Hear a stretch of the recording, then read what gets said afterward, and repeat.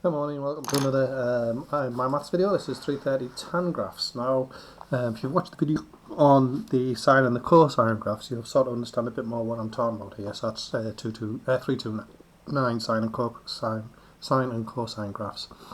Right, so tan, the first thing we should really know about the tan is what it is. So the tan of any angle, so let's say tan of x, is the sine of an angle divided by the cos of the angle. Now, you're not really going to need to know this bit, but it's useful to know for why the graph looks like it is. Okay, so it's sine divided by the cos of a number. So you get sine of 45 divided by the cos of 45. Get your calculator, bash the buttons, and that'll be the answer, right? So let's just have a look, see if I'm just lying there. Let's not do 45, let's do another angle, let's do 57 first, for no reason. So if I put a fraction on, I put the sine of 57, oops, I close the bracket on that, I should close brackets on the angles, divided by the cos of 57. I get this random number, 1.539, which is a bit random, and if I do the tan of 57, I should get 1.53, so let's have a look, tan of 57, get 1.539 again. So this is just what the tan is. It's what the sine divided by the cos. Now the problem when you're dividing is you can't divide by 0, so that's not allowed. So we don't do dividing by 0.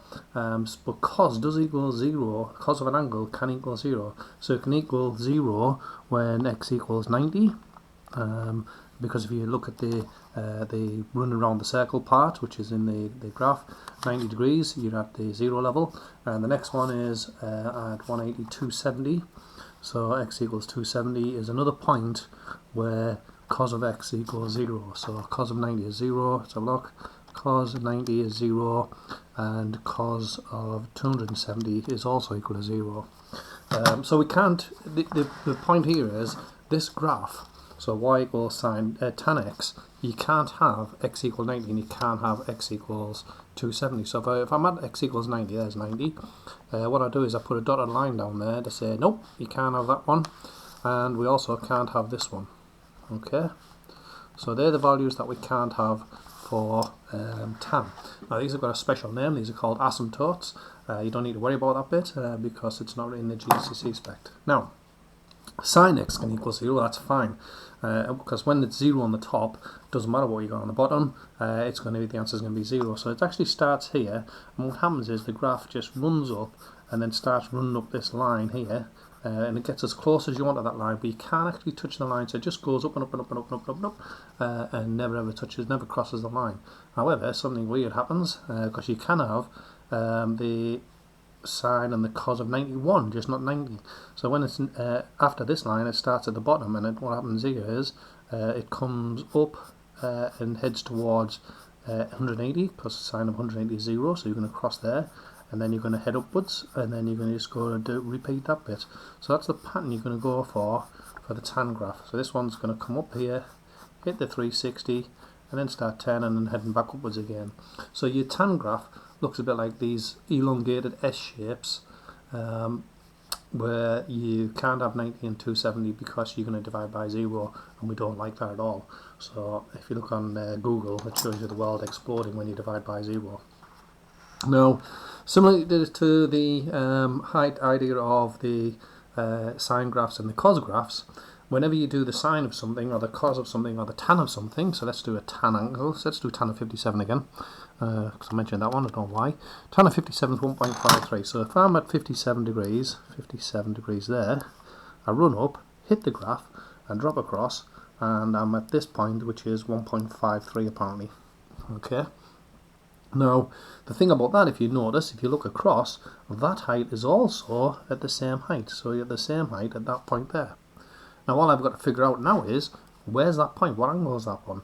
And what I can look at is, I can say either from this end to get to there is 57. So to get from there to there, I've got to go across 57 from 280. So that point there is going to be 57 and 280 is 227. Okay? So I can either go that way, or I can actually just come back from the 90. So if I come back from 90, 33, come back from 270, 33, you get a 227. So if I do the tan of 57 is that one, 1.53 wasn't it? And the tan of 227, so tan of 227 should be, what did I do there? I'm just doing wrong there. I can't add up, can I? That's 237. Aha. So let's try 237. So tan, let's put it back on. Tan 57 is that one. And the tan of 237 is that one as well. If only I could just add up. Right, so there you go. You've got 237 is the same height. So the tan. Now what happens when you do your calculator, if you had that 1.53 and you did the shift and tan bit, so when I add shift, tan minus 1 of that 1.53 thing, then the calculator is only going to tell me the first answer. It's not going to tell me the next answer, because there's actually an infinite number of answers. Remember, this graph just goes on forever, so there's another one over here. So I don't know, 57 plus the 360 is probably 4. He's going to try and get this right, 417. So if I do tan of 417, he said, see if you can do an adding up properly. Yep, 1.53 again, because it just runs off forever, because the graph just keeps repeating for as long as you want to draw angles for, and it just goes on forever. And that's basically the setup for the idea of the MyMaths task. So if I have a look at the MyMaths task now, so my first page, it's giving me an angle, the first angle, and I've got to just go along and find the second one. And the second page, more interestingly, so the second page I'll do tan x equals 0.62 is one of them. So if I do that one, I'll do another one as well. So the first one is tan is 0.62. So the first thing I want to do is want to know what the angle is. So I'm just going to get my calculator and just do shift tan minus 1 at 0.62. And I've got 32 degrees there. And it's to the nearest degree, I think. Let's just have a quick check what MyMaths is saying. It's to the nearest degree, yeah, so that's going to be 32 degrees. And then I look at the picture and I say, right, okay, 32 is going to be here. Let's say 32 is there, it hits the graph there, it comes across, and it's going to hit the graph here as well. So 32 more than 180, so I reckon that's going to be 212 degrees, so all that one. Okay, so there's my two answers. So let's have a look. So if I do the tan of 212, see if I messed that up or not. It's always worthwhile checking. So 0.62, which was what I was told it was going to be.